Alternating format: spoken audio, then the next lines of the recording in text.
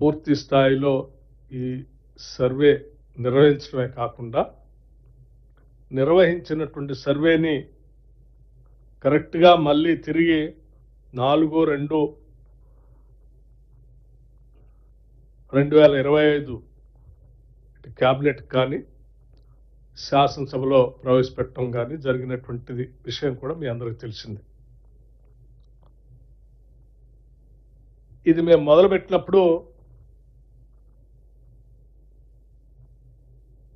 దీనిపైన అనేక రకాలైనటువంటి పలు సందేహాలు, అవసరం లేదులే అని మాట్లాడినటువంటి కొన్ని రాజకీయ పార్టీలు, వీటన్నిటిని మనందరం గమనించాం. ఈరోజు తెలంగాణ రాష్ట్రం చేసినటువంటి ఈ సర్వే పైన, తెలంగాణ రాష్ట్ర ప్రభుత్వం చేసినటువంటి ఈ సిపెక్ సర్వే ఒక చారిత్రాత్మకమైనటువంటి సర్వేగా ఈరోజు దేశంలో నిలబడిపోతా ఉంది. క్యాస్ట్ సర్వే సిపెక్ సర్వే కంటే ముందు, సిపెక్ సర్వే తర్వాత అనేటువంటి అంశం ఈరోజు కేవలం తెలంగాణ రాష్ట్రంలోనే కాదు, దేశవ్యాప్తంగా కూడా దీనిపైన చర్చ జరుగుతూ ఉంది. Post caste survey, pre caste survey. మేము ఈ క్యాస్ట్ సర్వే ద్వారా వచ్చినటువంటి అంశాలన్నింటినీ సభలో పెట్టినప్పుడు, ఆ రోజు సభలో పాల్గొన్నటువంటి వివిధ రాజకీయ పార్టీల సంబంధించిన శాసనసభ్యులకు కూడా దీని ఆధారంగా 42% రిజర్వేషన్ స్థానిక సంస్థల సంబంధించి, అట్లాగే విద్యా ఉద్యోగ అవకాశాలకు సంబంధించిన దానికి ప్రవేశపెట్టినప్పుడు ఆయా రాజకీయ పార్టీల శాసనసభ్యులు కూడా ఆ రోజు ముందుకు వచ్చి మద్దతు ఇచ్చారు.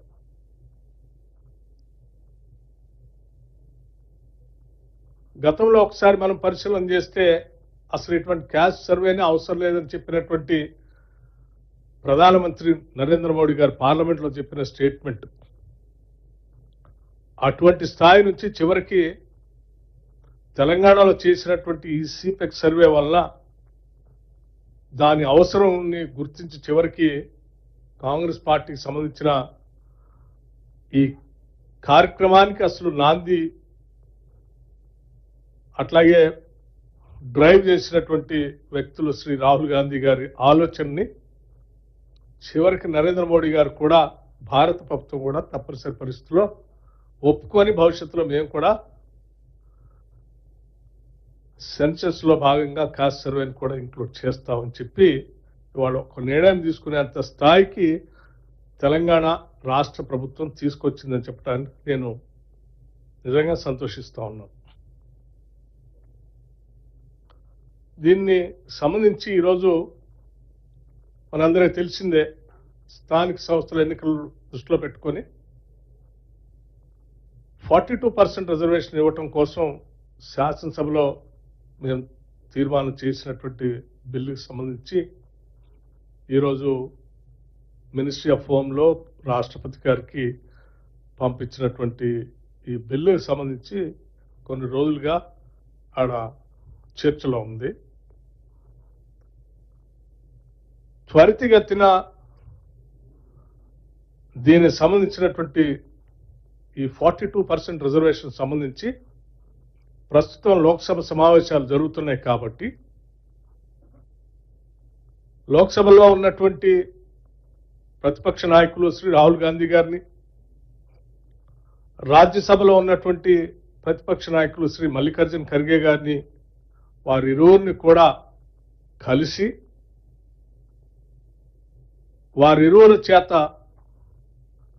మేము చేసినటువంటి ఈ సర్వేకి సంబంధించిన సమాచారం, దాని ఎంపిరికల్ డాటా కూడా ఇచ్చి మేము పంపించినటువంటి బిల్లుకు సంబంధించి త్వరితగతిన పార్లమెంటులో దీనిపైన అందరి నాయకుల యొక్క మద్దతు కూడగడుతూ దీన్ని అక్కడ పాస్ చేసి చేసే విధంగా ఈ రాష్ట్ర ముఖ్యమంత్రి రేవంత్ రెడ్డి గారి నాయకత్వంలో వారందరినీ కలవాలని నిర్ణయం చేయడం జరిగింది. రేవంత్ రెడ్డి గారు, నేను, కేబినెట్ సబ్ కమిటీ సంబంధించిన సభ్యులు అందరం కూడా లోక్సభలో ఉన్నటువంటి మా నాయకత్వంతో పాటు దాదాపు 100 మంది లోక్సభ సభ్యులు కూడా కాంగ్రెస్ పార్టీకి సంబంధించినటువంటి వాళ్ళు. అట్లాగే గతంలో ఈ శాసనసభలో మేము ఈడ బిల్లు పెట్టినప్పుడు బీసీలకి 42% రిజర్వేషన్ స్థానిక సంస్థల్లో, ఎడ్యుకేషన్ ఇన్స్టిట్యూషన్స్ లో పెట్టినప్పుడు మద్దతు ఇచ్చినటువంటి మిగతా రాజకీయ పార్టీలకు సంబంధించిన శాసనసభ్యులు ఉన్నారు.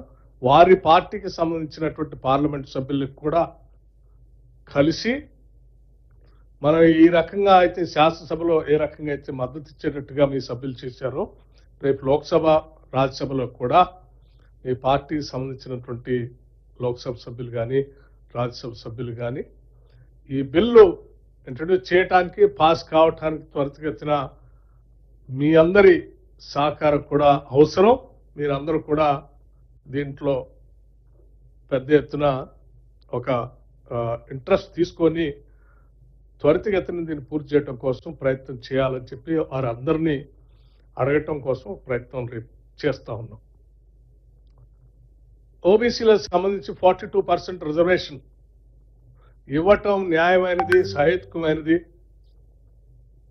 అని నమ్మి కలిసి వచ్చేటువంటి ప్రతి రాజకీయ పార్టీ సంబంధించినటువంటి నాయకుల్ని, అట్లాగే ఆ ఫ్లోర్ లీడర్స్ని అందరినీ కలుస్తాం. వారందరి మద్దతు కూడా కూడగట్టి దీన్ని వెంటనే పాస్ చేపించుకునే కార్యక్రమం సీరియస్గా చేపట్టాలని చెప్పి ఈ రాష్ట్ర ప్రభుత్వం చాలా కృతనిశ్చయంతో ఉందని మీ ద్వారా ఈ రాష్ట్ర ప్రజలకి, ఆ రాజకీయ పార్టీ నాయకులు కూడా విజ్ఞప్తి చేస్తా ఉన్నాం. మాకు ప్రగాఢమైనటువంటి నమ్మకం ఉంది. ఎందుకంటే తీసుకున్న నిర్ణయం మంచి సంకల్పంతో శతాబ్దాల పడి ఈ సమాజంలో వెనుకబడి ఉన్నటువంటి ఈ వర్గాలకి భారత రాజ్యాంగ స్ఫూర్తితో కాంగ్రెస్ పార్టీ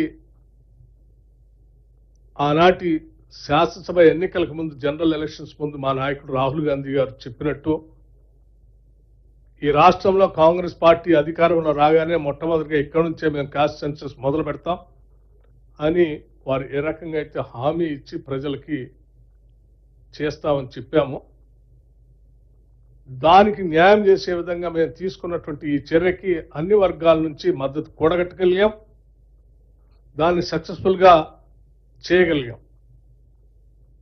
ఇదే స్థాయిలో భారతదేశ స్థాయిలో కూడా కాస్ట్ సెన్సస్ జరగాలని చెప్పి శాసనసభలో తీర్మానం చేసి పంపించాం. అలా తీర్మానం చేసినప్పుడు కూడా చాలా మంది భారతదేశ స్థాయిలో ఇది జరుగుతుందా అనేటువంటి ఒక ఆలోచన కూడా వ్యక్తపరిచారు. కానీ తెలంగాణ రాష్ట్ర ప్రభుత్వం శాసనసభలో చేసినటువంటి తీర్మానానికి అనుగుణంగా ఈరోజు భారతదేశ స్థాయిలో కూడా ఈ కాస్ట్ సెన్సస్ చేయటానికి కేంద్ర ప్రభుత్వం కూడా నిర్ణయం చేసే స్థాయికి కేవలం తెలంగాణ ప్రభుత్వమే, తెలంగాణ రాష్ట్రమే దాన్ని ఆ స్థాయికి తీసుకురాగలిగింది. తెలంగాణ మోడల్ అనేది ఈరోజు దేశవ్యాప్తంగా దీన్ని ఫాలో అవుతూ ఏ రాష్ట్రమైనా రేపొద్దున భవిష్యత్తులో దేశంలో ఎక్కడ ఇటువంటి social, economic, political, employment caste survey జరగాలి అని అంటే తెలంగాణ రాష్ట్ర ప్రభుత్వం చేసినటువంటి ఈ సర్వేనే రిఫరెన్స్గా మిగిలే అంత స్థాయిలో దీన్ని అంత పకడ్బందీగా చేయగలిగాం. కాబట్టి రేపొద్దున భవిష్యత్తులో కూడా ఈ 42% రిజర్వేషన్ సంబంధించి కూడా తప్పనిసరిగా మాకు ప్రగాఢమైనటువంటి నమ్మకం ఉంది. పార్లమెంట్లో కూడా అన్ని రాజకీయ పార్టీలు బీసీలకి 42% రిజర్వేషన్ ఇవ్వటానికి మద్దతు ఇస్తాయని, సహకరిస్తాయని, దీన్ని ముందు తీసుకొని పోవటం కోసం, పాస్ చేయటం కోసం ఒప్పుకుంటాయని మేము ప్రగాఢంగా నమ్ముతున్నాం. దానికోసం కావాల్సిన రిప్రజెంటేషన్ చేయటం కోసం రాష్ట్ర ముఖ్యమంత్రి రేవంత్ రెడ్డి గారి నాయకత్వంలో ఒక డెలిగేషన్ అందరినీ కలుస్తాం. కలవటమే కాదు,